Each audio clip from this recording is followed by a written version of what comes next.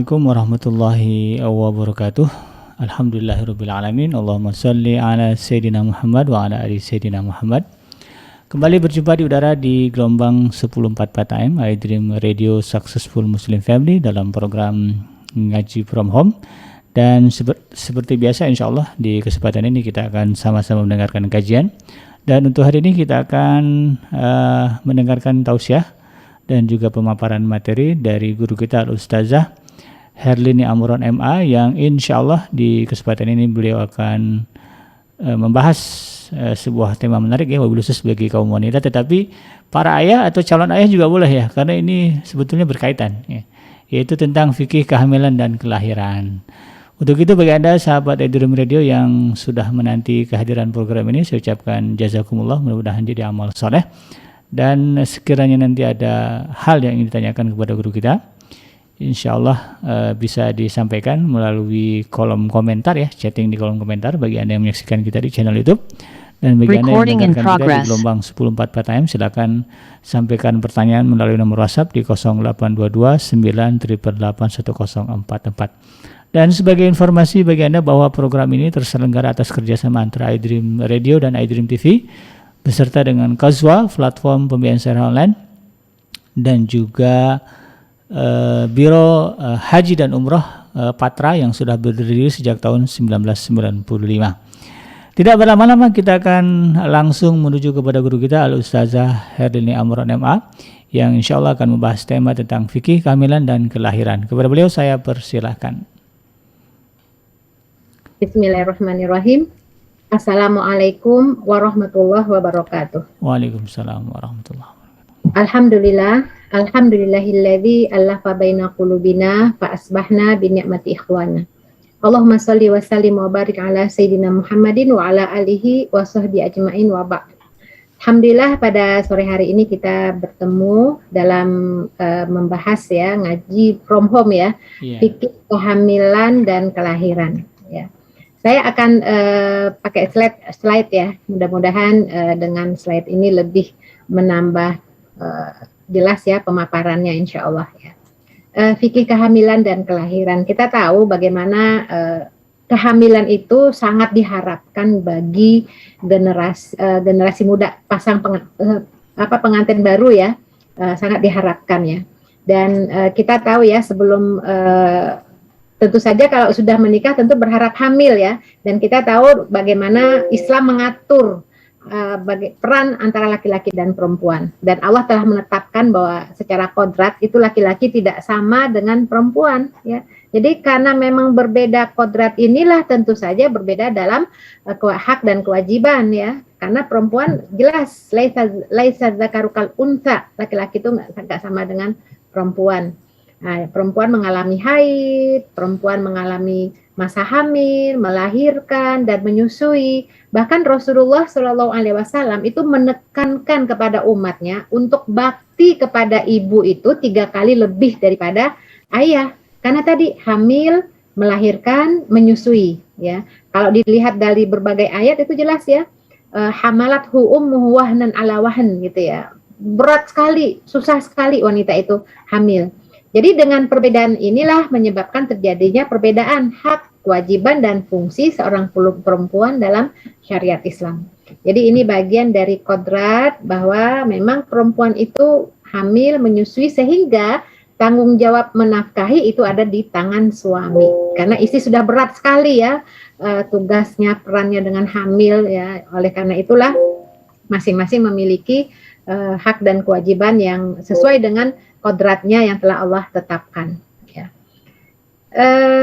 Walaisa dzakaru kal unsa, enggak sama. Jadi kalau ada gerakan-gerakan feminis misalnya ya yang berusaha untuk mendapatkan haknya gitu ya, ya sebenarnya buat apa pula, enggak bisa disamakan, masing-masing punya kewajiban yang berbeda, hak dan kewajiban yang berbeda. Perempuan hamil, laki-laki tidak ya, walaisa dzakaru kal unsa, enggak sama gitu ya. Itulah sebabnya di dalam Islam itu seorang perempuan jelas ya memiliki kewajiban taat kepada suaminya, memiliki kewajiban untuk mengasuh, mendidik anak-anaknya, sementara suami punya kewajiban untuk menafkahi ya. Nah, memang ada persamaan. Ya, kita sebelum membahas tentang kehamilan, kita bahas dulu tugas dan kewajiban masing-masing suami istri ya. Persamaannya antara laki-laki dan perempuan itu terdapat dalam hal ibadah, ya, dimensi spiritual dan dalam aktivitas sosial. Itu baru deh. Kalau masalah ibadah mah nggak ada bedanya, semuanya sama, ya. Sebagaimana dalam surat Al-Hujurat ayat 13 ya, ya ayuhan nas inna khalaqnakum min dzakarin wa untha. Ya, jadi Allah ciptakan dari seorang laki-laki dan perempuan, kemudian waja'alnakum syu'uban wa qabaila lita'arafu ya. Jadi di sini yang dilihat oleh Allah atas amal ibadahnya laki-laki dan perempuan adalah takwanya. Inna akramakum indallahi atqakum ya. Jadi ini jelas ya, tidak sama laki-laki dengan perempuan. Ya, perempuan memiliki tugas ya spesial khusus ya. Makanya Imam Asma'i mengatakan, manusia akan tetap dalam keadaan baik jika mereka mengakui perbedaan. Jika mereka menyamakan, maka akan terjadi kehancuran. Ya, jadi udah jelas ya, kita sebagai wanita, perempuan, ibu, itu punya tanggung jawab masing-masing. Ya. Laki-laki juga punya kewajiban dan tanggung jawab masing-masing. Ya. Karena memang perannya juga berbeda. Ya. Terkait dengan peran hamil dan peran menyusui ya, kelahiran menyusui. Nah, sekarang baru kita masuk topik nih, kehamilan ya. Dan kehamilan ini adalah salah satu bentuk kebesaran Allah dan bukti bahwa Allah itu maha kuasa atas segala sesuatu ya. Jadi ini luar biasa ya, bagaimana Allah bisa ya. Artinya dengan kekuasaannya menciptakan hambanya itu bisa hamil, bisa melahirkan. Ini bagian dari tanda-tanda kekuasaan Allah. Alladzi ahsana kulla syai'in khalaqah wa bada'a khalqal insan min tin tsumma ja'ala naslahu min sulalati min ma'in mahin ya, mimma mahin tsumma sawwahu wa nafakha fihi min ruhihi wa ja'ala lakum as-sam'a wal absara wal afidah qalilan ma tashkurun. Jadi karena memang ini adalah bagian dari kebesaran Allah, bukti maha kuasa Allah, maka jangan disepelekan kebesaran Allah, kekuasaan Allah. Artinya hamilnya seorang wanita harus melalui jalur yang disahkan, yang dihalalkan dengan pernikahan. Ya. Jangan sampai terjadi kehamilan karena tergelincir dari kemaksiatan. Ya, makanya kita lihat ya, orang yang nggak siap hamil karena memang lewat perzinahan, kita lihat bayi tersia-siakan, terbuang dengan percuma ya, disia-siakan, dibunuh, na'udzubillah min dzalik. Itu orang yang tidak menghargai kebesaran Allah, artinya ciptaan Allah itu disia-siakan ya, tidak amanah ya. Makanya dalam Islam tuh nasab, jalur latar belakang orang tua dari mana asalnya itu sangat dijaga ya. Maka kehamilan ini satu-satunya untuk upaya melegalkan dan sah di sisi Allah adalah lewat pernikahan, lewat akad nikah. Ya. Kehamilan itu adalah bukti kasih sayang Allah dan kepercayaannya kepada seorang wanita, ketika banyak perempuan lain tidak dikaruniai olehnya. Jadi memang ini adalah qadarullah ya, bukti maha kuasa Allah. Allah berikan kehamilan bagi satu perempuan ya, istri, dan Allah tidak berikan kepada yang lain. Ini adalah bagian dari amanah. Ada yang Allah berikan amanah, ada yang tidak ya. Bahkan Ummul Mukminin Aisyah radhiyallahu anha pun tidak dikaruniai nikmat seperti ini. Dalam kehidupan sehari-hari kadang-kadang kita lihat ya, orang yang pacaran keluar batas, sekali berhubungan langsung hamil ya. Sementara pernikahan yang bertahun-tahun mengharapkan kehadiran anak, Allah belum kasih anak. Ya itulah artinya maha kuasa Allah ya, diberikan kepada siapa yang dikehendakinya ya. Nah, kita lihat Ummul Mukminin Aisyah juga tidak dikaruniai. Maka di sini dalam surat Asy-Syura ayat 49-50, lillahi mulkus samawati wal ard yakhluqu ma yasha yahabu liman yasha'u inatha wa yahabu liman yasha'u dzukura au yuzawwijuhum dzukranan ya, wa inatha wa yaj'alu man yasha'u aqima ini mandul ya, nggak bisa punya anak. Innahu alimun qadir. Jadi kepunyaan Allah lah kerajaan langit dan bumi. Dia ciptakan apa yang dia kehendaki. Dia berikan anak perempuan kepada siapa yang dia kehendaki. Dia berikan anak laki-laki kepada siapa yang dia kehendaki. Dia anugerahkan jenis laki-laki dan perempuan kepada siapa yang dikehendaki, kembar maksudnya ya. Jadi itu kehendak, itu maha kuasanya Allah. Allah yang berkehendak. Dan Allah jadikan mandul siapa yang dia kehendaki. Maka Allah alimun qadir, alim qadir. Jadi ini adalah bukti maha kuasa Allah, maha besar Allah, kasih sayang Allah, kepercayaan Allah kepada sebagian wanita, sebagian perempuan yang diberikan amanah itu tentu saja mesti menerimanya dengan sukacita ya. Yang belum atau tidak diberikan tentu perlu bersabar ya. Jadi antara syukur dan sabar ya. Jadi di sini dalam sebuah hadis ya, hadis Hasan, al-mu'minu idza ishtahal walada fil jannah kana hamluhu wa wada'uhu ya wa wad'uhu wa sinnuhu fi sa'ah kama yashtahi. Seseorang mukmin bila sangat menginginkan anak tapi dia tidak mendapatkannya, itu di surga akan mengandung ya. Artinya kita bisa ngebayangin ya, seorang wanita yang menikah udah belasan tahun belum dikaruniai keturunan, kita bisa bayangkan betapa sangat inginnya punya anak. Sedih sekali ya, lihat orang sudah baru menikah langsung hamil, ini sudah bertahun-tahun belum dikaruniai anak, ada rasa gimana ya, pengen sekali. Nah ketika dia bersabar, insya Allah nanti di surga dia akan dapat mengandung, menyusui, dan tumbuh besar dalam sekejap sebagaimana dia menginginkannya ya. Jadi ada banyak juga ya wanita yang ingin merasakan seperti apa hamil itu. Tapi di satu sisi ada juga wanita yang tidak menghendaki kehamilan. Nah ini ya, kita sebagai hamba Allah mestinya mensyukuri apapun yang telah Allah berikan kepada kita. Termasuk hal-hal yang sangat tercela itu adalah hamil tanpa adanya pernikahan, itu tercela. Itu sama dengan zina ya. Nanti kita bahas juga ya tentang anak zina, seperti apa, bolehkah menikah atau tidaknya ya. Nah, di sini Islam berusaha melindungi dan memberi perhatian besar terhadap wanita hamil dan janinnya melalui beberapa kemudahan hukum ya. Jadi Islam itu sangat sayang banget ya dengan wanita, dengan perempuan ya yang hamil, yang menyusui. Bahkan ayat-ayat Al-Qur'an itu menjelaskan tentang lemahnya hamil. Tentang lemahnya wanita hamil maksudnya ya.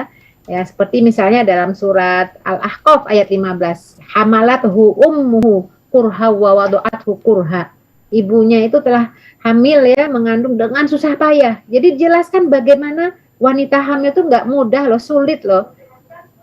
Bayangkan saja bagaimana membawa setiap hari, kalau 9 bulan 10 hari itu di dirinya tuh ada loh manusia yang digendong di dalam perutnya itu selama 9 bulan, wah tidur nggak enak, susah, miring serba salah, itulah ibu. Makanya Allah memberikan kemuliaan yang tertinggi pada seorang ibu itu 3 kali dibandingkan bapak.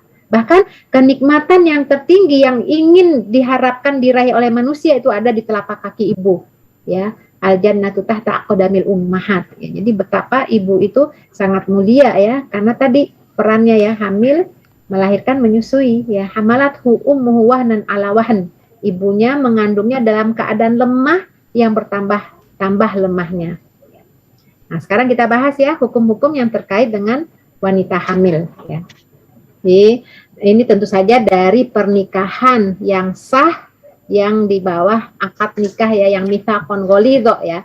Nah, pertama kali saat mengetahui kehamilan ya, seorang ibu, calon ibu, jalani dengan niat tulus ikhlas karena Allah semata. Apakah ini kehamilan yang diharapkan? Ya, kalau diharapkan apalagi sujud syukur ya, atau kehamilan yang tidak diharapkan.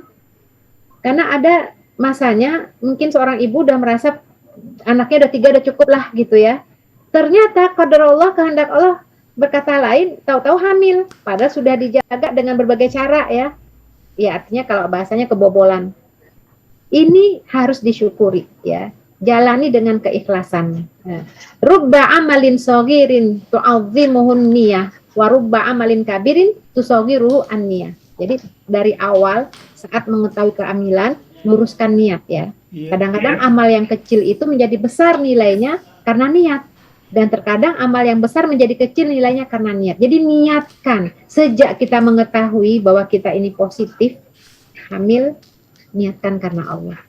Jangan sampai ada perasaan menolak kehamilan. Ini akan berdampak secara psikologis terhadap janin yang dalam kandungan kita. Kita terima dengan rasa syukur walaupun sebenarnya keberadaannya di luar kehendak kita. Ya. Syukuri, ya ini adalah karunia Allah. Kita lihat, siapa tahu ada hikmahnya nanti, siapa tahu ini jadi anak yang soleh. Ya. Ada suatu kisah ya, ini kisah nyata ya. Ya kan kita tidak berbicara soal keluarga berencana ya. Saya cerita kasus terjadi ya. Ini kisah nyata ya. Seorang ibu ini saya diceritakan oleh seorang dokter.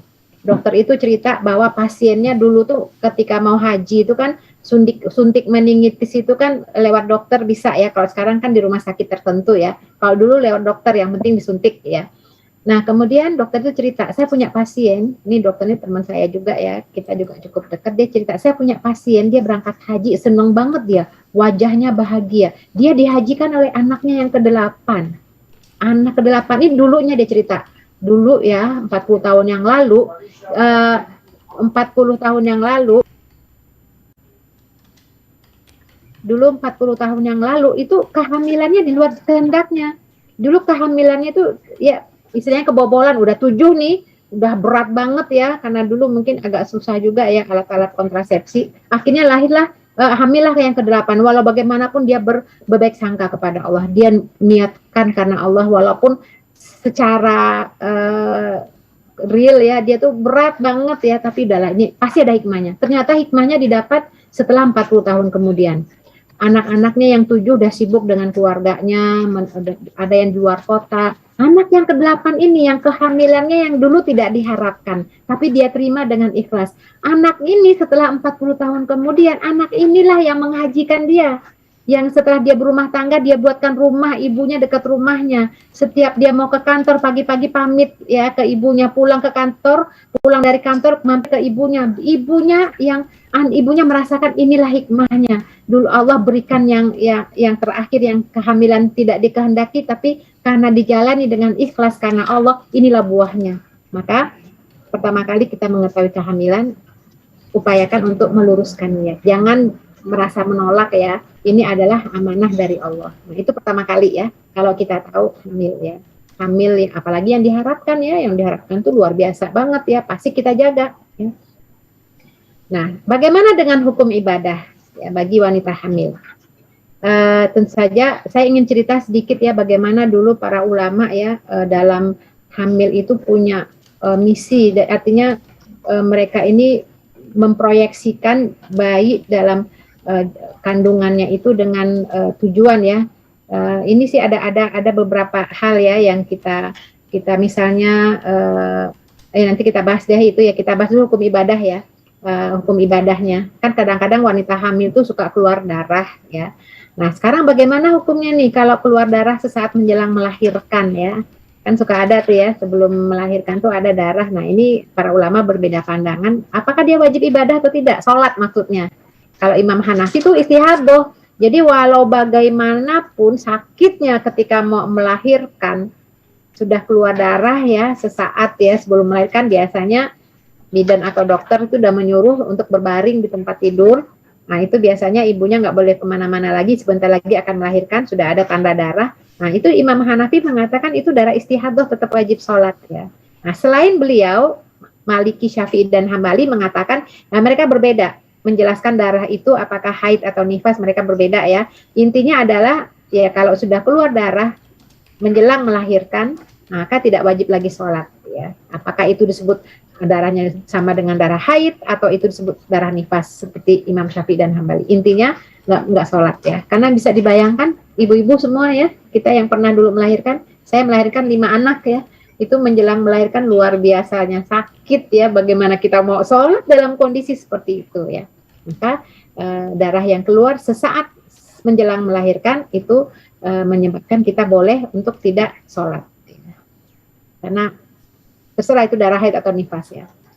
Nah, bagaimana dengan sholatnya bagi wanita hamil? Kondisinya sulit, berat ya, mungkin ada yang sakit-sakitan, ada yang bed rest dan segala macam, maka semua ulama sepakat bahwa sholat 5 waktu wajib hukumnya bagi orang yang telah balik dan berakal, termasuk bagi wanita hamil. Tapi wanita hamil kan berat kalau mau sholat ya, sulit kalau mau bersucinya, boleh nggak dijamak? Ya misalnya apalagi kehamilan yang sangat berat ya, sebentar-bentar keluar cairan, apalah gitu, sebentar-bentar pengen buang air kecil atau apalah ya, banyak sekali ya. Nah, kalau dijamak boleh nggak? Karena saking beratnya, terutama menjelang hari-hari melahirkan ya. Nah, hukum pokok menjamak sholat itu dibolehkan. Hukum pokoknya ya, apabila terjadi uzur masyakoh, halangan, kesulitan, atau adha'fu, kondisi lemah. Itu hukum pokoknya ya. Nah, sementara hukum menjamak sholat karena uzur masyakoh dan kondisi lemah bagi orang yang tidak dalam perjalanan. Ini kan uzur masyakoh dan lemah ini kan sebenarnya kalau lemah itu kan orang sakit. Uzur masyakoh tuh ya kalau safar ya dalam perjalanan, maka ulama pun berbeda pandangan. Tidak boleh kata jumhur fuqaha ya kalau yang tidak dalam perjalanan, karena yang boleh itu kan fis safar ya, dalam safar. Nah, ini jumhur fuqaha. Tapi yang lain menyebutkan boleh tapi bersyarat ya, seperti mazhab Hambali, jumhur muhaditsin dan para imam ya, boleh ya, tapi tidak dijadikan tradisi ya. Mungkin kalau kita contohkan misalnya ibu-ibu kita yang sudah lemah, yang sakit-sakitan, yang hanya di tempat tidur, nggak bisa beraktivitas, lemah gitu ya, kasihan bolak-balik kalau ke kamar mandi ya, yang ada juga diwuduin gitu sama dibantu oleh anaknya. Nah, wanita hamil kan ada juga yang seperti itu. Nah, kondisi seperti ini bisa dilakukan dengan menjamak kalau memang kondisinya sangat berat, tapi tidak dijadikan tradisi atau kebiasaan ya. Ini hanya dalam kondisi yang sangat lemah, yang merasa masyakoh, sulit ya, berat sekali ya, seperti itu. Begitu juga puasa Ramadan bagi wanita hamil dan menyusui ya. Kita tahu bahwa berbuka karena khawatir terhadap anak itu wajib mengqadha dan bayar fidyah. Ini pandangan Imam Syafi'i, Hambali, Mujahid. Ini sebentar lagi kita mau Ramadan ya. Jadi mungkin ada yang wanita hamil atau ada yang sedang menyusui ya, itu bagaimana dengan puasa Ramadannya. Nah, itu ya, wajib qadha dan bayar fidyah. Nah, bagi wanita hamil yang berbuka itu hanya mengqadha saja. Itu maksudnya bagi wanita hamil dia tidak berpuasa, dia hanya mengqadha. Sedangkan bagi wanita yang menyusui wajib mengqadha dan membayar fidyah. Ini menurut mazhab Maliki ya, juga Imam Syafi'i, Al-Laits dan Imam Syafi'i. Nah, yang lain mengatakan wanita hamil dan menyusui hanya wajib membayar fidyah saja. Ini hanya pendapat Ibnu Abbas, Ibnu Umar dan Said bin Jubair ya. Kalau kita di sini kan mayoritas mazhab Syafi'i ya, jadi wajib membayar qadha ya.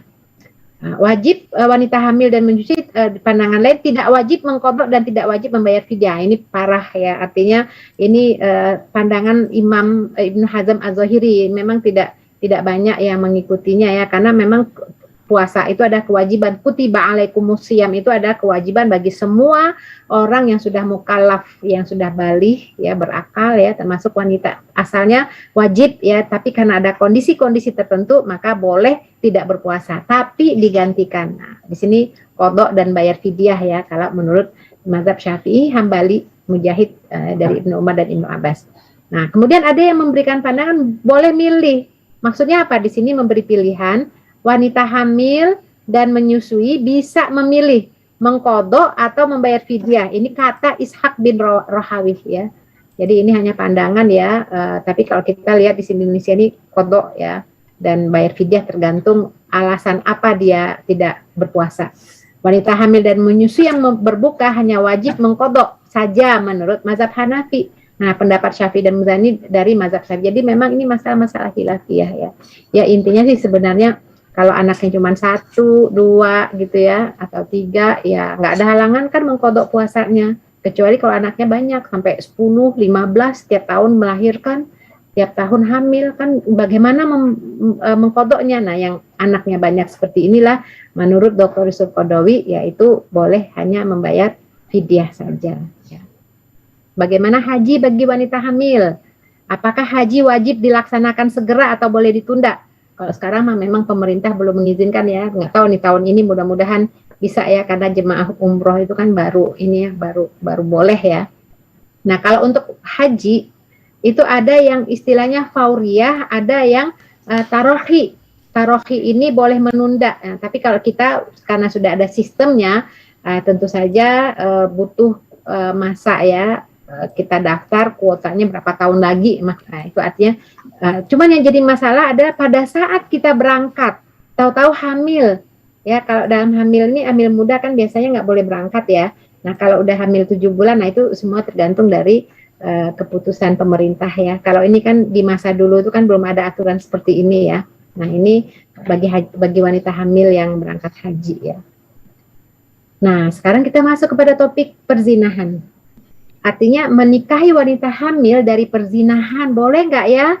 Wah, ini khilafiyah di kalangan para ulama. Kenapa? Karena memang di masa Nabi Shallallahu Alaihi Wasallam itu tidak ada kasus ya wanita hamil disuruh nikah.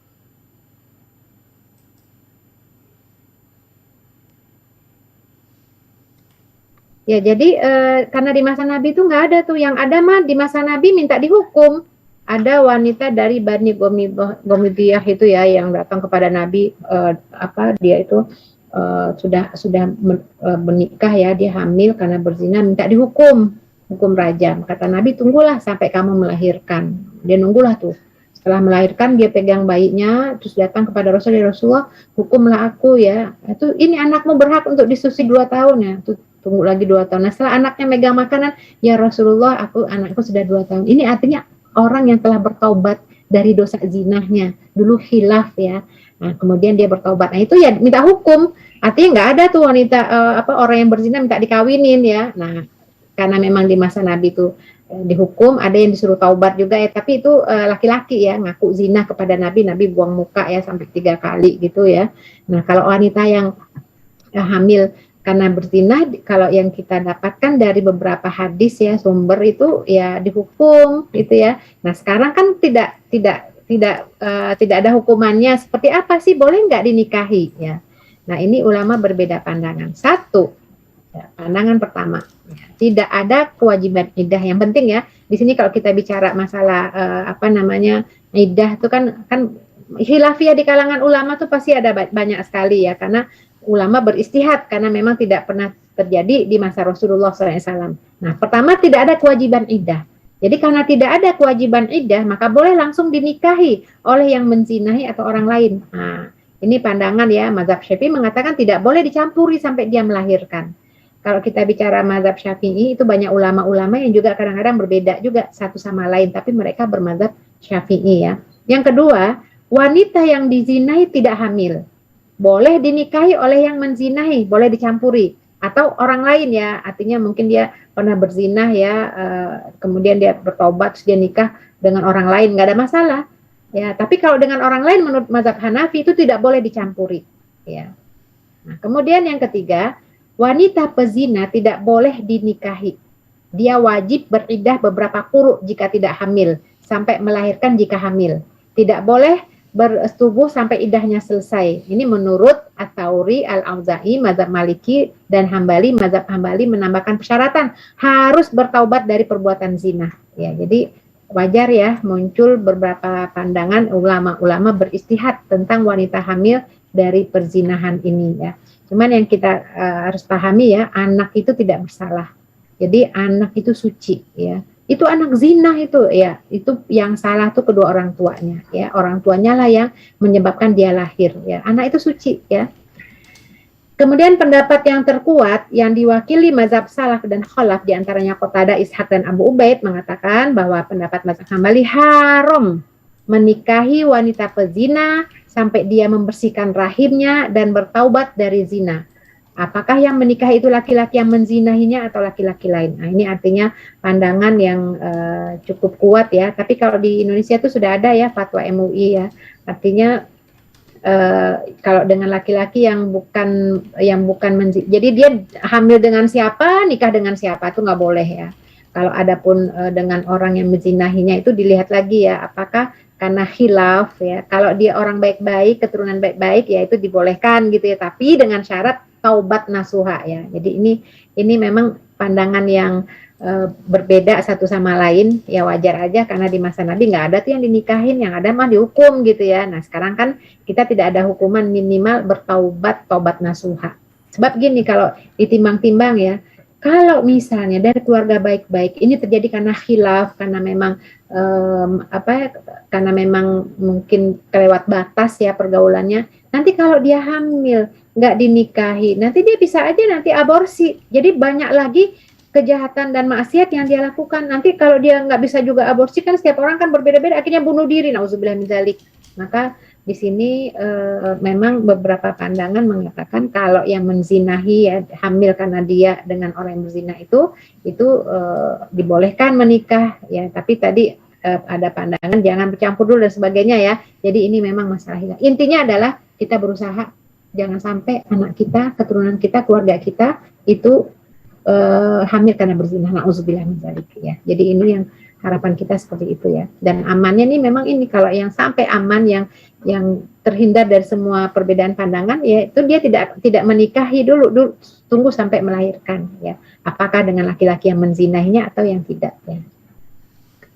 Nah, masa iddah wanita hamil. Kita bicara udah selesai ya masalah zina, kita lihat membahas masa iddah bagi wanita hamil.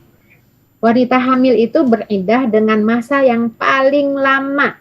Jadi para ulama sepakat bahwa iddah wanita hamil itu sampai melahirkan. Jadi misalnya usia 2 bulan suaminya meninggal. Jadi kalau kehamilan 9 bulan 10 hari, 2 bulan berarti udah berapa bulan? 7 bulan berarti ya. Padahal kan masa iddah itu kan salah tata quru, 3 kali masa suci gitu ya. Nah, di sini untuk yang wanita hamil sama yang beriddahnya itu ketika dia wafat suaminya itu walaupun masa yang paling panjang intinya sampai melahirkan ya. Wa ulatul ahmali ajalahunna ayyadna hamlahun. Itu At-Thalaq ayat 4. Wanita yang hamil iddah mereka itu sampai mereka melahirkan kandungan. Bahkan nanti timbul lagi perbedaan pandangan ya. Kalau dia hampir melahirkan udah usia 9 bulan terus tiba-tiba suaminya meninggal, iddahnya gimana? Apakah sampai melahirkan? Jadi kalau sampai melahirkan tuh nggak sampai sebulan, mungkin 10 hari dia udah melahirkan. Apakah iddahnya selesai? Ini ulama berbeda pandangan ya. Karena untuk meninggal suami itu iddahnya itu kan 4 bulan 10 hari ya. Masa minimal kehamilan ya. Jadi kalau untuk wanita hamil itu sepakat ya para ulama minimal hamil itu 6 bulan ya. Karena dalam surat Al-Ahqaf ayat 15 itu dijelaskan ya bagaimana yang hamluhu wa fisaluhu salatina syahra, ada 30 bulan ya, hamil menyusui itu 30 bulan. Nah, kalau 30 bulan itu kan berarti hamil bisa 6 bulan, menyusuinya 2 tahun ya, seperti itu ya. Jadi bila dia hamil 6 bulan maka dia menyusukan anaknya selama 24 bulan ya, salatuna syahra ya, 30 bulan. Itu disebutkan angkanya 30 bulan. Itu dalam surat Al-Ahqaf ayat 15 ya. Nah, para ulama sepakat masa minimal kehamilan itu adalah 6 bulan. Wal walidatu yurdi'na auladahunna haulaini kamilain. Ini dalam surat Al-Baqarah 233 bahwa wanita ibu itu menyusukan anaknya haulain ya, kamilain 2 tahun penuh. Nah, kalau dalam surat Al-Ahqaf disebutkan ya salasuna syahra wa hamluhu wa fisaluhu salasuna syahra. Mengandungnya sampai menyapinya 30 bulan. Ya, jadi kalau 2 tahun, kalau 30 berarti 6 bulan. 6 bulan itu masa kehamilan yang minimal ya. Masa minimal kehamilan ya. Baik, kita beralih kepada menyewa rahim. Nah, jadi ini sekarang kecanggihan teknologi ya. Kalau dulu kan belum ada tuh bayi tabung ya. Kalau sekarang kan ada prosesnya tuh di luar ya. Jadi artinya beberapa kasus ya, sperma suami kemudian sel telur istri itu ya dibuahi di luar karena nggak bisa di rahim istri, kemudian dimasukkan ke istri ya. Nah, ini kita bahas kalau istrinya nggak bisa gimana, boleh nggak menyewa rahim wanita lain misalnya. Nah, jadi walaupun sperma dari suami, sel telur dari istri, tapi rahimnya orang lain. Nah, jadi inilah ilmu kedokteran ya. Itu terobosan-terobosan baru tuh luar biasa ya. Bagaimana mengatasi masalah kemandulan ya. Jadi wanita yang tidak bisa melahirkan mungkin karena bermasalah mungkin dari rahimnya, tapi dia punya sel telur bagus, itu bisa diambil sel telurnya bisa ditanam di tempat orang lain ya. Nah, inilah terobosan luar biasa ya. Nah, jadi tanpa melalui proses hubungan suami istri itu ya. Nah, Islam kita sekali lagi menyebutkan ya menjaga nasab. Memang sih tidak berzina ya. Misalnya nyewa rahim orang lain ya. Jadi sperma suaminya, sel telur istrinya ditaruh di tempat wanita lain. Kan nggak zina, tapi itu wanita lain itu hamil dari sperma orang lain, sel telur orang lain. Cuman dia numpang aja rahimnya. Boleh nggak? Nah, ini memang menarik ya, para ulama beristihad dalam hal ini ya. Ini kan kaitannya dengan nasab. Ya bayangin aja nanti tuh kalau anaknya lahir, ibunya siapa? Terus gimana gitu? Ini ibunya nih, padahal ibu yang punya sel telur tuh ibunya, tapi rahimnya rahim orang lain. Nah, ini kan akan mengacaukan nasab ya. Nanti kalau bermasalahnya lagi nanti masalah warisan, gimana tuh yang meninggal tuh ini anaknya yang mana nih ya. Jadi Islam tuh menjaga garis keturunan itu ya. Maka untuk itulah zina dan adopsi itu diharamkan karena biar jelas orang tuanya. Nah, ini bagaimana Islam memandangnya. Jadi masalah inseminasi buatan ya atau disebut taqiyus zina itu ya. Taqiyus zina ini dengan dua cara ya. Jadi dua praktek inseminasi buatan yang dibolehkan ya. Jadi Islam itu bukan mengharamkan terobosan-terobosan, boleh, tapi bersyarat. Pertama, sperma suami yang diambil dan disuntikan ke dalam rahim istrinya. Jadi yang terikat akad nikahnya itu yang penting ya. Teknisnya itu apakah di luar pakai tabung apa dengan cara-cara yang terbaru itu terserah, yang penting asal usul dari pemiliknya itu adalah pasangan yang diikat oleh tali pernikahan ya. Atau sperma dan ovum dari pasangan suami istri yang sah dibuahi di luar ya kan, namanya bayi tabung, setelah terjadi inseminasi ditanam ke dalam rahim istrinya. Jadi intinya suami istri. Bahkan ada lagi pembahasan juga ya, para ulama beristihad juga, bagaimana kalau istrinya itu dua. Jadi mungkin istri pertama nggak bisa hamil atau dia punya tapi sel telurnya sehat. Nah akhirnya sperma dan ovum pasangan suami istri ini dititip ke istri yang kedua ya. Padahal kan kalau kita bilang ya ngapain capek-capek, udah aja istri kedua punya anak ya. Nah tapi istri pertama nggak bisa hamil kan, yang ingin punya andil. Nah ini juga para ulama juga tidak membolehkan ya. Karena ini kaitannya dengan nasab juga ya. Ibunya yang mana nih, terus gimana nanti yang ini ibu biologis ini ya, artinya agak sulit ya. Makanya dijaga dalam Islam tuh aturan mainnya supaya tidak membingungkan ya. Itulah sebabnya Islam itu mengharamkan yang di luar ikatan suci ini ya. Pokoknya kalau yang namanya anak ya dari pasangan suami istri. Nah teknisnya terserah mau dibuahi di luar atau yang penting di dalam rahim pasangan suami istri tersebut yang pemiliknya. Nah kan ada juga sekarang yang terbaru ya, sebenarnya udah lama juga tapi ya untuk saat ini tuh biasa ya, yang masa terbaru kalau hukumnya itu bank sperma misalnya ya.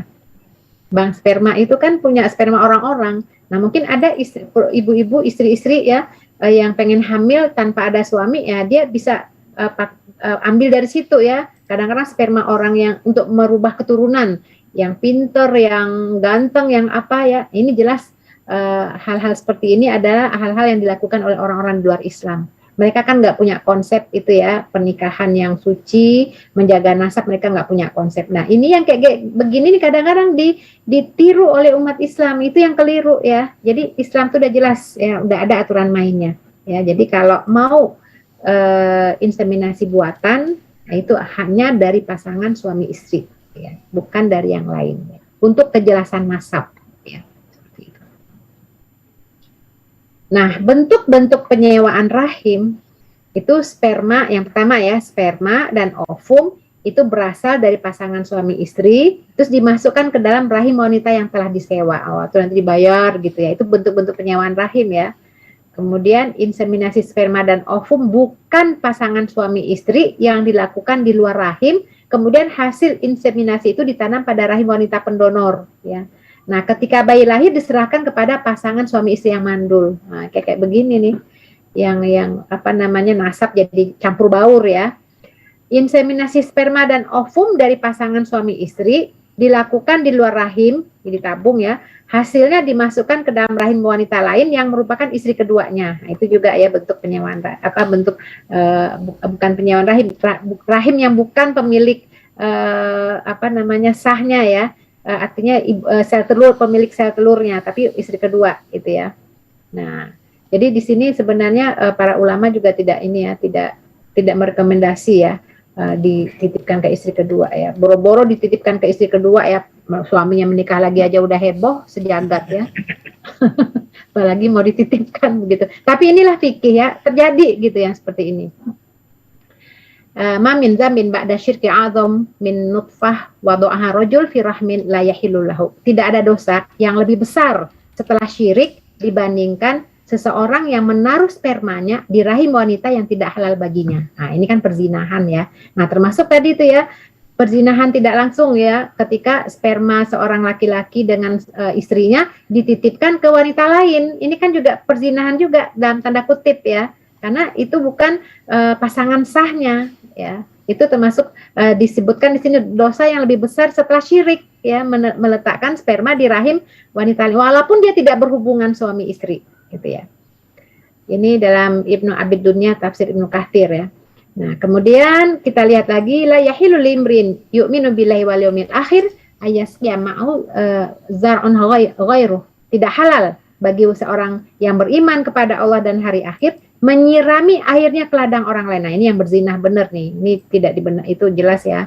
Dosa besar ya. Baik, sekarang kita bahas hukum terkait kehamilan.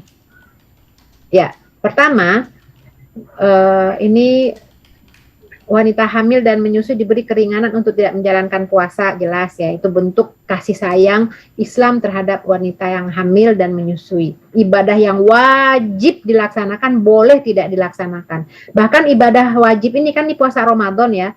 Ini kan kalau sampai suami istri berhubungan di siang hari Ramadan tuh sanksinya kafaratnya besar loh itu.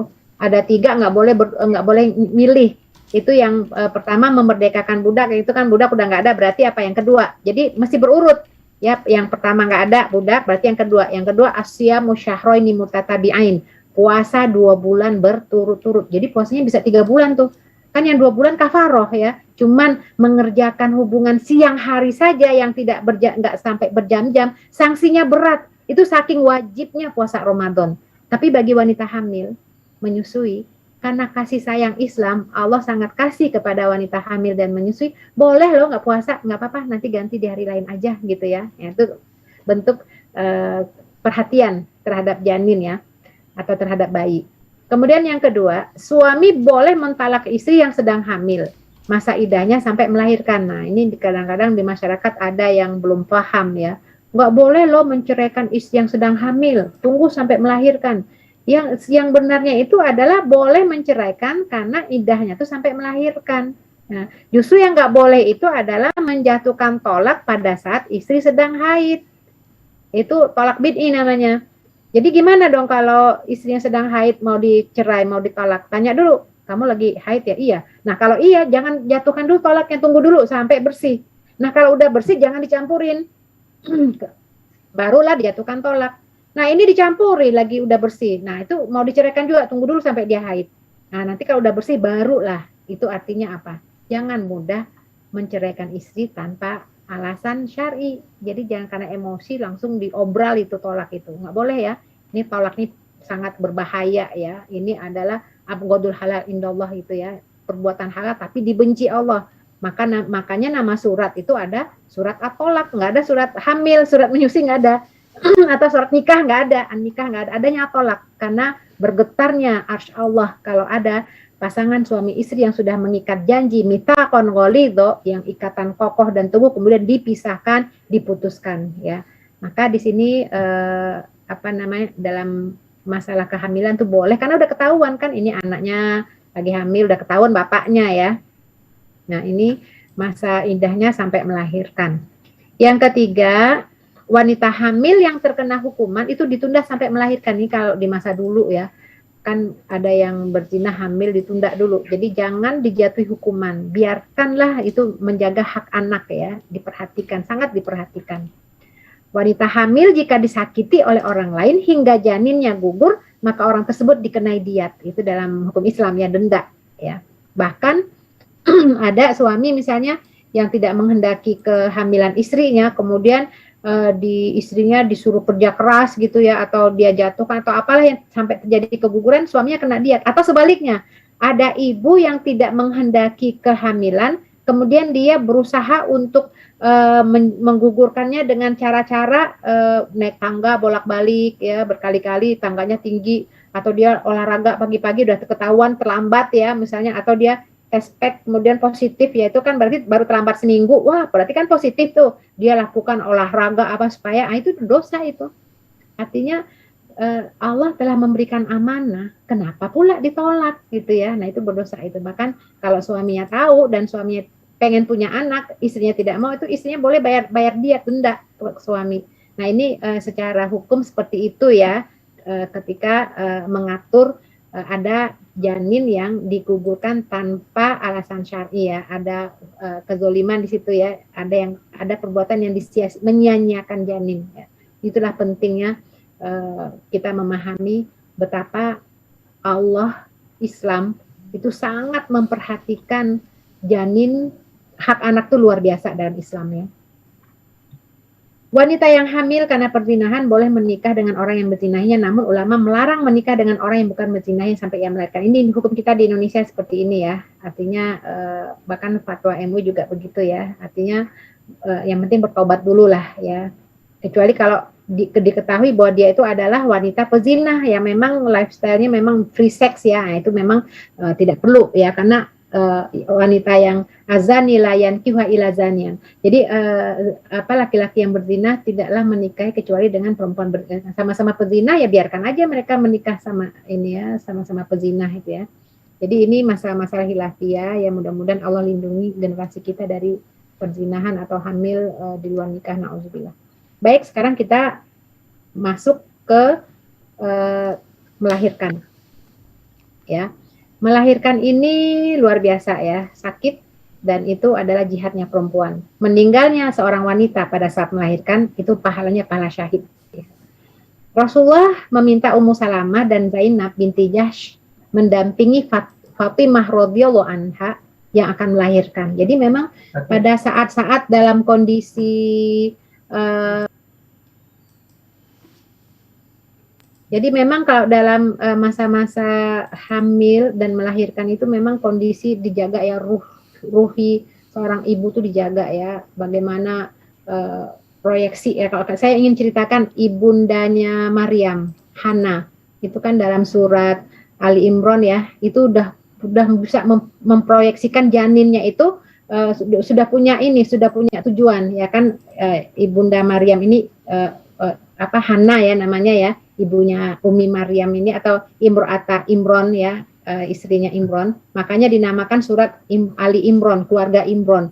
Karena Imron ini bukanlah siapa-siapa ya, bukan nabi, bukan rasul. Dia hanya orang biasa yang soleh. Dia mampu mensolehkan keluarganya, mensolihahkan istrinya. Sehingga istrinya itu ketika hamil, itu sudah punya proyeksi ke depan untuk janinnya mau diapakan. Makanya doanya itu yang diabadikan dalam surat Ali Imran, Inni nazartu laka ma fi batni muharraran fataqabbal minni innaka antas samiul alim. Ya Allah, aku nazarkan janin yang ada dalam rahimku ini untuk beribadah kepadamu. Jadi seorang abid ya, jadi udah diproyeksikan, ternyata lahirnya perempuan, laisa dzakaru kal unsa, subhanallah ya. Jadi ya, suami yang soleh kemudian mampu ya mendidik istrinya, ketika hamil istrinya pun punya proyeksi itu, dia doa, ternyata lahirlah perempuan ya. Jadi para ulama menjelaskan ya bahwa ketika kita menginginkan anak yang soleh, itu apapun yang dilakukan oleh wanita hamil itu semuanya dalam kerangka ibadah. Jangan biarkan kemaksiatan ada ya. Artinya perdengarkan banyak Al-Quran, beribadah apapun ya dilakukan ya. Jangan, justru disinilah tantangannya. Kita ibu-ibu nih ya, artinya kita semua yang perempuan ya, itu pasti merasakan lagi hamil, malesnya minta ampun ya. Bisa jadi itu adalah godaan syaitan. Males makan sih ya itu bisa diatur ya. Kalau males ibadah gimana? Males sholat, males baca Quran, bawaannya capek. Itu sengaja, itu syaitan tuh membuat kita malas. Supaya kita tidak baca Quran. Justru pada saat kondisi hamil inilah, seorang ibu yang ingin memproyeksikan anaknya itu untuk menjadi seorang alim, itu banyak berhubungan dengan Allah ya, banyak tilawah. Kalau capek dia sholat sunnah ya duduk gitu ya, minimal banyak zikirnya. Nah sekarang yang ada terjadi apa? Males, sampai sholatnya dilewatkan, kadang-kadang bablas ya. Nah ini masalahnya wanita hamil, kadang-kadang dimasuki hal-hal yang tidak masuk akal, itu godaan syaitan. Ngidam lagi hamil itu kan aneh-aneh. Orang yang nggak paham Islam tuh ngidamnya apa? Mau jitak kepala, botak tetangga gitu ya. Wah itu kan udah nggak bener ya. Atau hal-hal aneh-aneh lain, itu kebanyakan godaan syaitan. Syaitan tuh nggak suka akan lahir manusia, tuh nggak suka dia kan syaitan tuh pengennya manusia tuh ikut dia kan ke neraka. Nah, dimulailah dari awal digoda, dibuat males untuk ibadah, hal-hal yang macam-macam lah ya.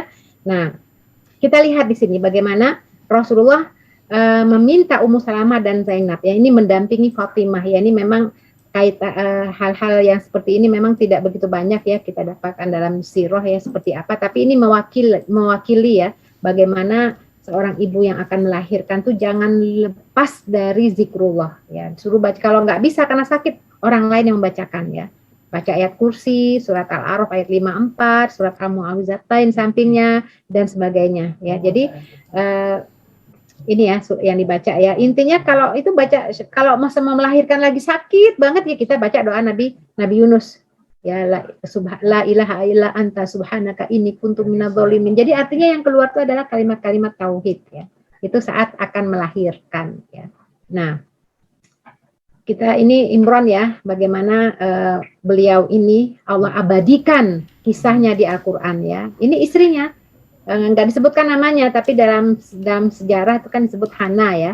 Nah, dia hamil, dia udah berdoa ya, ingin anaknya itu beribadah, ternyata yang lahir perempuan. Nah, beliau langsung doakan dan beliaulah yang memberi nama karena Imronnya kan wafat ya pada saat lagi hamil. Maka dia mengatakan ini samaituha Maryam. Nah, jadi yang memberi nama anaknya itu adalah ibunya karena memang bapaknya sudah tidak ada, maka dinamailah anaknya itu Maryam. Maryam itu orang yang beribadah kepada Allah ya. Wa inni u'idzuha bika wa dzurriyyataha minasyaitonir rajim. Doa. Jadi pada saat anak lahir, bayi lahir, jangan lupa doa ini. Wa inni u'idzuha bika wa dzurriyyataha minasyaitonir rajim. Langsung doa, ya Allah, aku mohon perlindunganmu untuknya ya Allah dan keturunannya dari godaan syaitan yang terkutuk. Ya, jadi didoakan anak yang baru lahir ini. Nah, sekarang kita bahas ya apa sih yang dilakukan ketika menyambut bayi dalam Islam gitu ya? Ya tentu azan ya. Tadi kan didoakan ya, minta kepada Allah dilindungi dari godaan syaitan yang terkutuk ya. Nah itu kemudian azan ya, diazankan oleh tentu saja ya yang lebih utama kan bapaknya ya, mengazankan dan mengiqomahkannya. Itu udah jelas. Jadi kalimat pertama yang didengar oleh bayi itu adalah kalimat tauhid ya. Jadi memang Rasulullah pernah ya sahabat mengatakan itu Rasulullah SAW adzana fi udhunil Hasan bin Ali ya. Aku lihat Rasulullah itu mengumandangkan azan di telinganya Hasan ya ketika Fatimah melahirkan anaknya gitu. Jadi artinya ini disambut dengan azan. Oke, kita udah paham ini ya. Jangan sampai tidak diazankan. Nah, kemudian memang ada yang namanya tahnik. Ya, tahnik itu memang melumatkan kurma ya, Rasulullah mengunyah lembut, kemudian diusap ke langit-langit bayi ya. Jadi para ulama sih menjelaskan supaya banyak sekali faedahnya ya. Tentu dengan tangan bersih ya, tengah itu sudah nggak usah dibahas lagi lah. Artinya memang bersih. Nah, kalau sekarang boleh nggak pakai sari kurma atau apa? Ya itu selama bahannya kurma ya itu untuk melancarkan proses ASI ya, tahnik. Nah, kemudian setelah mengazankan, mengiqomahkan itu yang proses-proses menyambut kelahiran tuh mengkhitankan. Ya, kalau dulu kan bayi dikhitankan di masa Nabi kan masih usia-usia muda ya, usia-usia ya 7 hari, 14 hari, 21 hari ya. Artinya memang ada hikmahnya juga dari sisi pendidikan anak ya. Kalau mengkhitankan ya, kalau kita kan bilang sunat ya. Sebenarnya itu sunnah sebenarnya. Cuman nggak tahu jadi kalau sunat itu jadi ya khitan sebenarnya itu kan sunnah ya. Nah kalau di masa Rasulullah itu memang di usia muda. Ada hikmahnya dari sisi pendidikan. Pertama, mudah proses penyembuhannya. Yaitu kan kalau dikhitankan dari awal ya. Kemudian tidak hanya mudah proses penyembuhannya, ini anak ini tidak lagi dilihat-lihat kemaluannya. Kalau udah gedenya gitu, artinya dia sudah bisa ditanamkan rasa malu. Nah, kalau anak itu dikhitan, ya walaupun boleh sebenarnya ya, batasnya kan sebelum balik ya. Tapi kalau kita lihat di masa Nabi itu biasanya prakteknya itu, apalagi juga di negara-negara Arab, negara Islam lainnya itu biasanya pada saat bayi. Nah, kalau kita ya mungkin usia-usia SD, kelas berapa, kelas 3, 4 ya. Nah, ada hikmahnya juga, khitan waktu kecil. Jadi artinya auratnya nggak dilihat-lihat orang. Kalau yang masih itu kan dilihat mana nih ini, dipegang-pegang orang, dilihat orang. Jadi mungkin masalah urat malunya mungkin berkurang juga gitu ya. Atau yang datang gitu ketika khitan, mana sih bentuknya kayak apa, semua orang lihat jadinya ya. Nah, jadi ada menanamkan rasa malu kepada anak ya. Itu khitan ya. Kenapa biasanya dilakukan pada saat masih kecil ya, masih bayi ya. Nah, termasuk juga mencukur rambut ya. Nanti rambutnya itu ditimbang ya, kalau dikonversikan ke harga perak kalau di masa Nabi, tapi bolehlah emas ya, berapa on gitu ya, kemudian disodakohkan sebagai bentuk rasa syukur ya. Nah, kemudian ada akikoh, ya ini akikoh ini juga, ini kan semua masalah-masalah fikih ya, masalah-masalah yang penuh dengan ikhtilaful fuqaha, perbedaan pandangan di kalangan ulama masalah akikoh.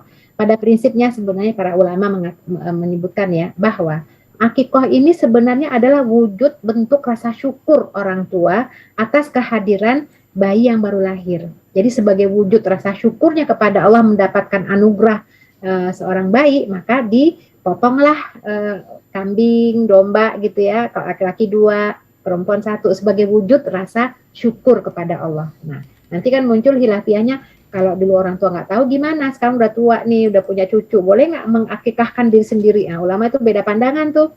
Bahkan ada lagi yang menyebutkan, kalau udah meninggal gimana? Belum sempat diakikahkan. Boleh nggak orang yang meninggal diakikahkan? Banyaklah pandangan para ulama ya, karena memang ini terkait dengan hadis kullu mauludin itu ya, rohinah biakikatihi, seorang anak itu tergadai kecuali pas sampai dia setelah diakikah. Jadi itu penjabarannya panjang. Kita nggak usah terlibat dalam masalah-masalah khilafiyah ini ya, karena ulama juga berbeda pandangan ya. Intinya adalah selama kita mampu, kenapa tidak? Makanya akikah ini bisa diupayakan. Lagi hamil itu ya nabung lah gitu ya. Bahkan kalau kita lihat tradisi ya, uruf yang terjadi di masyarakat kita, kadang-kadang usia 4 bulan kehamilan dibikin acara, kemudian 7 bulan bikin acara. Kalau kita memang keluarga yang ya artinya tidak berlebihan, ya artinya ya keluarga yang nggak cukup, nggak kaya juga, ya nabung aja sebaiknya untuk akikoh ini supaya kita menjalankan sunnahnya, karena yang sunnah itu akikohnya. Tapi kalau yang 4 bulan 7 bulan itu kan hanya tradisi, uruf ya, bukan sunnah. Ya, kalau misalnya bayinya lahirnya selamat, alhamdulillah. Kalau enggak, udah dibikin acara 4 bulan 7 bulan meriah, uang banyak habis sudah habis banyak, nggak tahu pas melahirkan, nauzubillah ya, kita nggak harapkan, atau meninggal gimana. Nah, kan lebih baik dikumpulkan untuk akikoh. Ya terlepas lah tadi ya masalah 4 bulan atau 7 bulan, ini masalah uruf tradisi ya. Intinya adalah akikoh ini sangat dianjurkan ya, sunnah muakkadah ya, sebagai wujud rasa syukur. Nah, kemudian apalagi yang menyambut bayi, beri nama. Nah, jadi ini sampai nama aja diatur loh oleh Rasulullah SAW. Bahkan disebutkan dalam riwayat ya, kuntum tud'auna yaumal qiyamah bi asma'ikum wa asma abaikum fa asinu asma'akum. Kalian nanti di hari kiamat akan dipanggil dengan nama kalian dan nama bapak kalian ya, maka perbaguslah nama kalian. Nah, jadi kalau kita lihat sebenarnya nama ini adalah doa ya. Jadi fa ahsinu asma'akum, kasih nama yang bagus. Dan banyak riwayat itu menjelaskan Rasul tuh kalau mendengar nama sahabatnya nggak bagus, artinya itu Rasul rubah. Misalnya ada seorang sahabiat punya nama Asiyah, bukan Asiyah ya. Kalau Asiyah itu kan istri Fir'aun. Asiyah pakai ain. Asiyah itu wanita yang bermaksiat. Kata Nabi, lasti Asiyah lakinaki jamilah. Kamu tuh bukan Asiyah, tapi kamu tuh jamilah, diganti ya. Jadi Rasul itu dalam beberapa kesempatan tuh mengganti nama sahabatnya yang artinya tidak baik menjadi baik ya. Yang harf menjadi salim gitu ya. Jadi nama itu doa. Makanya kalau kita memiliki anak yang namanya artinya bagus, jangan dipotong-potong, disingkat-singkat. Nama anaknya bagus, Ridwan, orang yang diridhoi gitu ya, Ridwan, keridhoan ya. Dipanggilnya Pak Wan gitu ya. Nah, itu dihindari karena doa. Jadi usahakan untuk memanggil nama anak kita dengan nama yang ada artinya, karena itu adalah doa. Ya. Jadi kalau perlu malah dijelaskan kepada anaknya. Dan untuk keberatan nama itu memang sebenarnya itu kita khawatir nanti ada unsur syirik juga ya. Ini gara-gara namanya berat, ini akhirnya sakit, ini gara-gara nama. Sakit atau tidaknya seseorang bukan karena nama. Ya bisa jadi ada sebabnya, memang udah takdir juga ya. Bisa jadi orang tuanya nggak menjaga kebersihan, ventilasinya tidak baik di rumahnya, atau banyaklah faktor, bukan karena nama. Bukan berarti ganti nama nggak boleh, boleh aja, tapi jangan ada keyakinan-keyakinan yang lain gitu ya, seperti itu. Nah, barangkali ini yang kita bahas sampai di sini ya, mengenai fikih kelahiran ini. Intinya bagaimana seorang ibu itu menjaga amanah ini dengan baik. Ada tradisi salafus soleh dulu sangat baik sekali. Jadi ketika dia menyusui anaknya, itu transfer ASI ke anak gitu kan, itu adalah sekaligus transfer doa juga. Jadi pada saat anaknya menyusui, yang tentu dimulai dengan ucapan basmalah ya, doa, kemudian selama atau sepanjang menyusui itu ibunya tak henti-hentinya untuk berzikir dan mengingat Allah, karena itu jadi itu mempengaruhi karakter ya, kondisi jiwa yang tenang, tentram, kemudian anaknya juga akan mengikuti sebagaimana kondisi ibunya saat itu ya. Beda kalau sekarang ya, sambil nyusui sambil megang HP ya, gimana anaknya bisa mendapatkan nilai-nilai ruh dari ASI yang dia isap ya. Jadi itulah para ulama, orang-orang terdahulu dalam menjalankan amanah hamil dan melahirkan ini. Wallahu a'lam bishawab. Baik, ya, jazakillah Ustazah atas pencerahan dan juga pembahasan tema pada hari ini. Ini mudah-mudahan jadi ilmu ya bagi para ayah juga atau juga mungkin calon ayah ya, yang sedang menanti kelahiran, atau juga mungkin para ibu yang belum hamil-hamil ya. Mudah-mudahan Allah mudahkan untuk segera hamil ya. Itu doa kita. Ustazah, ini sebelum diakhiri saya ingin bertanya ini terkait dengan hukum boleh bilang hukum atau bukan lah. Jadi begini. Jadi ini saya pernah dengar cerita dari seorang teman yang mengeluhkan kepada saya. Jadi dulu katanya dia keluhannya memang sudah lama menikah nggak punya anak. Nah kemudian dia tanya itu, dulu sih Pak saya pernah katanya, ketika baru-baru nikah karena istri masih kuliah, saya juga belum lulus katanya. Nah kemudian saya bilang sama istri, kita waktu awal-awal nikah kita usahakan jangan punya anak dulu ya. Nah, jadi seolah-olah ya keluar dari lisannya gitu, kita jangan punya anak dulu ya. Nah kemudian keterusan tuh, sudah lulus, sudah punya rumah, punya apa, belum juga punya anak.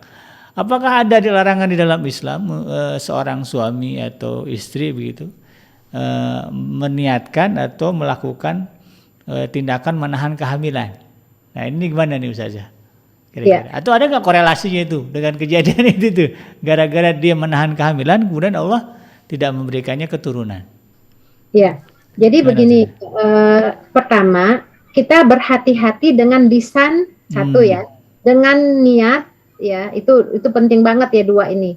Lisan itu kan ma yalfidzu min qaulin illa ladaihi raqibun atid. Setiap yang keluar itu pasti dicatat oleh malaikat atid ya. Jadi ketika mengatakan udahlah nanti ditunda, kita nggak usah punya anak, kita nggak tahu kan malaikat kan bersama kita, diaminkan gitu ya. Jadilah ya artinya ya nggak punya anak lagi gitu ya, itu satu. Kemudian keyakinan etikat, apa sebabnya orang kan tujuan nikah kan pengen punya anak, keturunan gitu ya. Jadi ini evaluasi buat kita untuk memperbaharui niat ya. Kalaupun ditunda atau apa ya, maksudnya bukan karena merasa keberatan.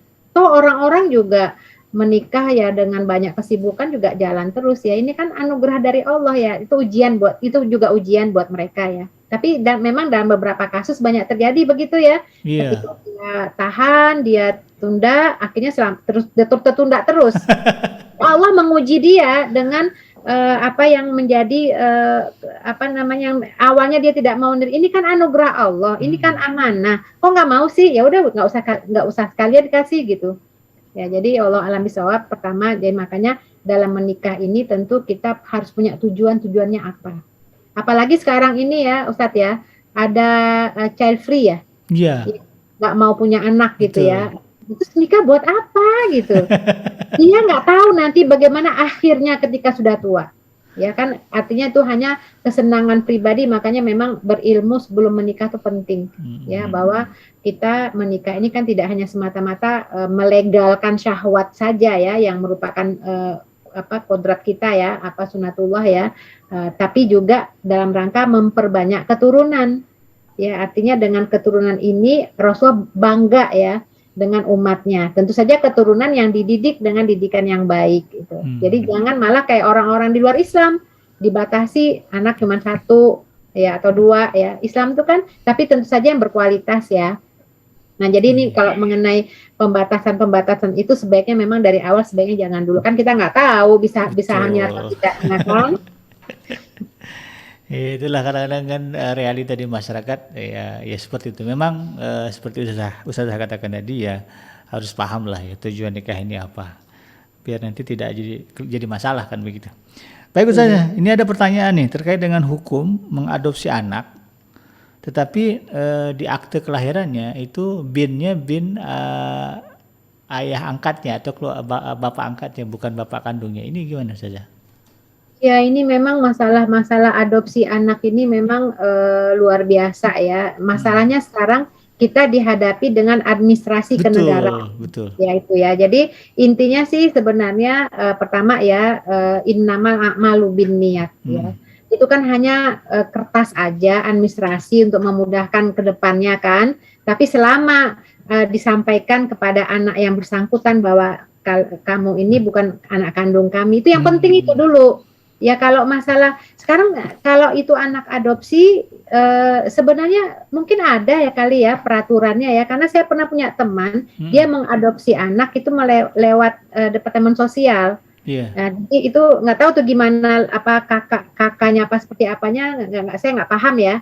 Ya intinya kalau memang tidak ada cara lain harus pakai kakak dari orang tua angkatnya ya itu hanya sekedar formalitas aja ya, hanya untuk kepentingan administrasi aja. Tapi yang terpenting hakikatnya itu, artinya realnya, kenyataannya ini anak harus tahu. Nah yang keliru itu kan apa? Orang tua tuh nggak terus terang kepada anak angkatnya. Ditunggu dulu sampai udah besar, udah mestinya dari kecil tuh sudah disosialisasikan bahwa dia itu bukanlah orang tua kandungnya. Saya punya teman begitu, dia ngangkat anak ya, karena memang nggak punya dari kecil-kecil tuh, dari usia-usia udah bisa komunikasi ya, usia-usia 3 tahun itu ya apa ini ibu dia yang nggak boleh lagi dalam adopsi itu adalah menutupi siapa orang tua kandungnya, dibenarkan ya. Jadi harus ada paling tidak silaturahim antara orang tua kandungnya kalau memang diketahui ya. Dengan orang tua angkat. Nanti dijelaskan, kalau teman saya dijelaskan, ini ibu yang ngasuh, itu mama yang melahirkan. Nah, dari kecil tuh anaknya udah akrab, udah tahu, oh ini ibu yang mengasuh, itu yang melahirkan. Nah, aku tinggal dengan ibu yang mengasuhku, yang sayang denganku, gitu. Jadi anak itu kan kalau dari kecil udah terbiasa nggak akan heboh, nggak jadi beban. Kalau udah besar kan jadi beban. Bahkan ada kasus, saya ditanya oleh seorang ibu, yang dia itu dinikahkan oleh bapak angkatnya, padahal itu bapak angkatnya, dia nggak tahu, taunya setelah dia mengaji gitu ya, terus dia diceritakan oleh bapaknya bahwa kami ini orang tua, bahkan sampai akad nikah tuh, saya punya saudara tuh, pada saat mau akad nikah itu mau disebut binnya, jadi bin bapak angkatnya, padahal dia itu bukan bapak kandungnya, akhirnya diulang lagi tuh, bahwa jadi binnya itu bin nggak pakai fulan aja karena nggak diketahui siapa bapaknya. Gitu. Karena kan nggak boleh kan pakai walinya memang pakai wali hakim, binnya bin yang kalau nggak tahu bapaknya ya fulan aja. Ya atau misalnya nggak disebutkan nama bapaknya, nama dia saja, insya Allah nikahnya sah. Ya karena rukunnya itu kan ya jelas ada saksi 2, ada wali. Ada mahar, artinya tuh yang saksi wali kan nggak ada syarat nama pengantinnya pakai bin, itu kan bukan syarat sahnya nikah gitu. Baik. Jadi dihindari ya Ustazah kalau bisa, tapi kalau nggak bisa dihindari ya mau gimana lagi kan. Menuliskan nasab di aktenya, karena memang itu kan hanya secari kertas sebagai syarat formalitas saja, tapi harus disosialisasikan bahwa ini adalah anak angkat, ini kamu, saya ini orang tua angkat, orang tua kandung kamu siapa gitu ya, sehingga anak-anak ini tidak menjadi yang ini juga nggak, yang kesehari-hari juga dihindari kan, suka ada tuh anak di belakangnya nama bapaknya kan gitu ya. Misalnya kalau saya kan nama Herlini, Amran tuh kan nama bapak ya. Betul. Kan Herlini Amran. Nah yang nggak boleh bagi anak angkat itu di belakangnya nama bapak angkatnya, itu nggak boleh. Walaupun hanya nama ya, itu udah nggak dibenarkan. Orang kan sudah melihat, oh ini berarti bapaknya nih, itu yang nggak dibenarkan. Jadi ini harus jadi perhatian kita bersama. Baik Ustazah, waktunya sudah habis ini. Sebelum ditutup, mohon memberikan closing statement terkait dengan tema kita pada hari ini. Silakan, Ustazah. Pendengar yang dirahmati Allah, sebagai seorang perempuan yang bisa hamil dan bisa melahirkan, itu adalah suatu anugerah yang luar biasa yang patut kita syukuri.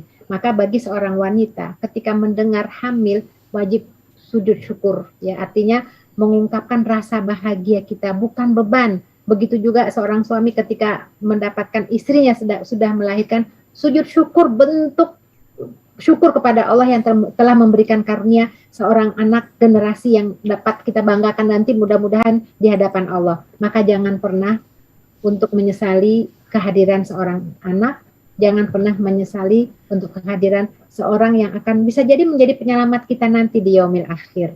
Insya Allah mudah-mudahan dengan takdir yang Allah berikan dan amanah ini kita mampu untuk mendidiknya. Namun bagi yang belum dan Allah tidak memberikan keturunan, jangan berputus asa. Mudah-mudahan dengan sisi lain yang amal jariah masih ada insya Allah. Artinya Allah memberikan ujian sesuai dengan kemampuan kita. Yang tidak, kalau kita tidak memiliki anak kandung, kita bisa mendidik anak-anak orang. Insya Allah itu juga bagian dari pahala jariah kita insya Allah. Mudah-mudahan kita menjadi ibu yang solihat semuanya, mudah-mudahan mendapatkan apa yang diinginkan, keturunan dan keturunan menjadi keturunan yang soleh-solihat insya Allah. Aku qauli hadza, astaghfirullahi wa lakum. Assalamualaikum warahmatullahi wabarakatuh. Waalaikumsalam warahmatullahi wabarakatuh. Demikian sahabat Adrim yang dirahmati Allah dimanapun Anda berada, tuntas sudah bersama kita dalam program Ngaji From Home, di mana kita sudah mendengarkan kajian dari guru kita Al-Ustazah Herlini Amran MA terkait dengan tema fikih kehamilan dan kelahiran. Mudah-mudahan bermanfaat dan menjadi ilmu bagi kita semuanya. Saya BKJ beserta kru yang bertugas pamit undur dari ruang dengar Anda. Mohon maaf atas segala kekhilafan dan kekurangan. Subhanaka Allahumma rabbana wa bihamdika asyhadu an la ilaha illa anta astaghfiruka wa atubu ilaik. Walhamdulillahirabbil alamin. Wassalamualaikum warahmatullahi wabarakatuh. Waalaikumsalam warahmatullahi wabarakatuh.